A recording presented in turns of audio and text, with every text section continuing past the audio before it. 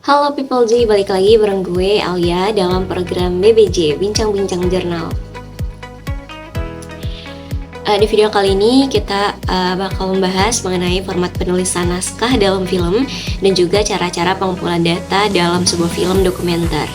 Menurut gue pribadi, kenapa materi ini tuh penting untuk dibahas? Karena dalam sebuah film dokumenter, apabila isinya ini tidak sesuai dengan fakta, maka belum bisa dikatakan sebagai film dokumenter. Oke, langsung aja. Jadi sebenarnya apa sih format penulisan naskah dalam film dokumenter itu? Ada yang tahu nggak? Nah, jadi format penulisan dalam proses pembuatan film adalah sebuah panduan yang mengatur bagaimana cerita, plot, dan adegan film ini dapat diterima dan dipahami gitu oleh penonton. Format penulisan film menggunakan format yang berbeda dari film-film lainnya, tergantung pada tipe film yang akan dibuat. Format penulisan dalam proses pembuatan film ini mengacu pada aturan dan struktur yang digunakan dalam menulis naskah atau skenario. Nah, format ini sangat penting karena memungkinkan gitu para pembuat film untuk menyampaikan cerita secara efektif kepada pembaca dan rekan kerja mereka seperti sutradara, produser, dan aktor. Nah, format penulisan film ini adalah komponen yang terpenting dalam proses pembuatan film. Format penulisan film ini mempunyai tujuan untuk memastikan bahwa cerita, plot, dan sinematik film dapat diterima dan dipahami oleh penonton ataupun halayak. Nah, dalam format penulisan ini ada beberapa hal yang harus diperhatikan dalam penulisan skenario. Yang pertama adalah judul scene, yang kedua nama pemeran, yang ketiga deskripsi visual, yang keempat tokoh dialog, yang kelima beat atau irama atau tempo, yang keenam dialog. Nah, dalam dialog ini ada beberapa hal lagi nih yang harus disesuaikan, yaitu siapa yang berdialog, dengan siapa dia berdialog, apa latar belakangnya, di mana berdialognya, suasana hatinya bagaimana, dan apa tujuan dialog tersebut. Yang terakhir adalah transisi, yaitu perpindahan dari satu scene ke scene lain. Next adalah logika bahasa dalam film dokumenter.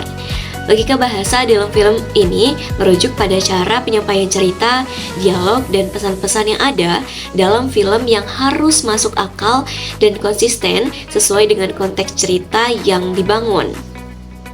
Ini melibatkan penggunaan kata-kata, ekspresi, dan aksi yang logis dan konsisten dengan karakter dan situasi yang ditampilkan.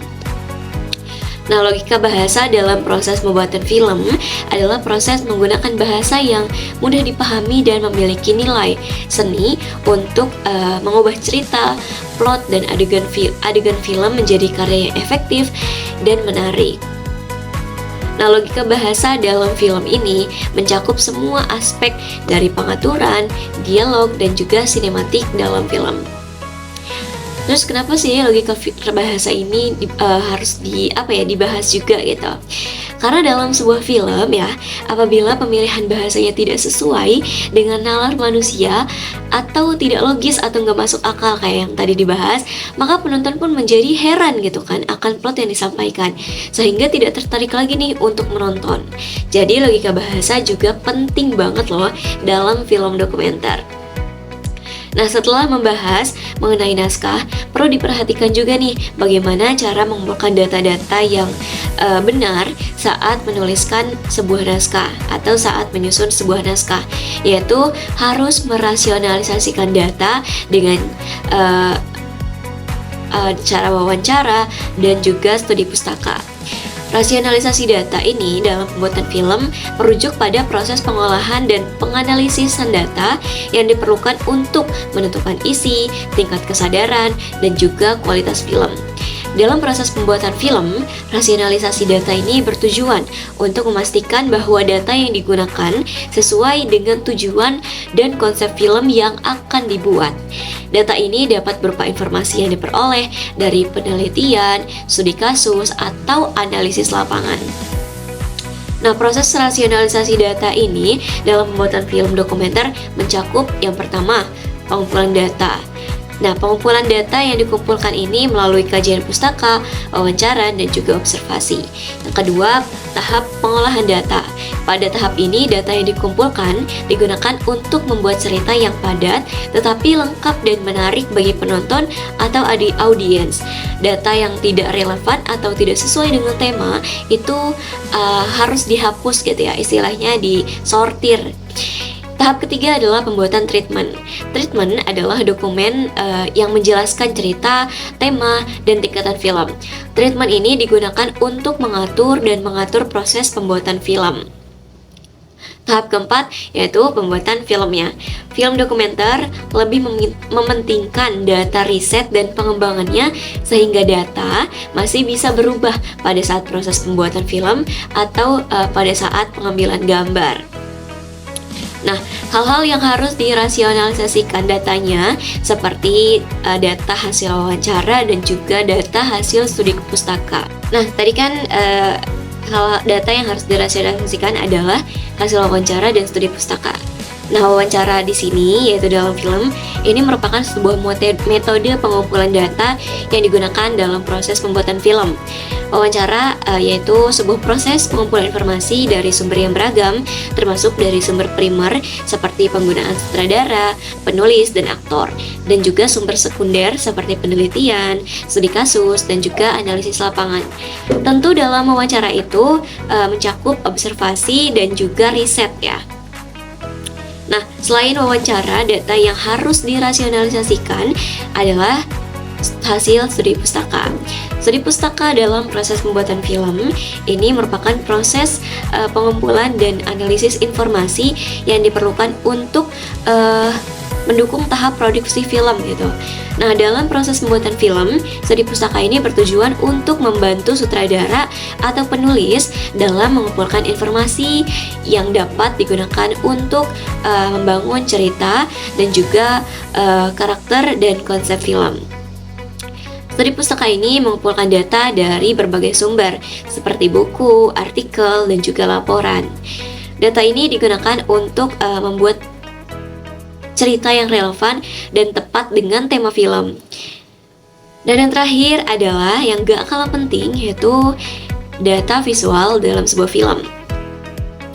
Data visual dalam film ini dapat berupa gambar, grafik, atau animasi yang digunakan untuk menggambarkan data atau informasi yang penting dalam film. Contoh, dalam film dokumenter, data visual dapat ditampilkan melalui gambar-gambar yang meliput sebuah tempat atau sebuah peristiwa. Data visual dalam film dokumenter ini mencakup yang pertama ada grafik dan chart. Grafik dan chart ini digunakan untuk menunjukkan data numerik yang relevan dengan tema film, seperti data demografi, statistik, atau data ekonomi. Yang kedua ada data visual diagram. Diagram ini digunakan untuk menunjukkan data yang berhubungan dengan tema film, seperti diagram alir, diagram proses, atau diagram sistem. Yang ketiga adalah video. Video digunakan untuk menunjukkan data dalam bentuk video, seperti video dokumentasi, video tutorial, atau video laporan. Nah, gimana teman-teman terkait format penulisan naskah dan juga proses pengumpulan data dalam sebuah film? Kira-kira ada yang sulit untuk dipahami nggak? Kalau misalkan sulit untuk dipahami, ya gue cuma bisa ngebahas sampai segitu aja. Mungkin teman-teman People Z yang belum paham banget gitu ya, bisa ngelihat atau bisa baca-baca lagi terkait referensi yang bersangkutan gitu. Oke, gue Alia pamit undur diri. See you on the next video. Bye.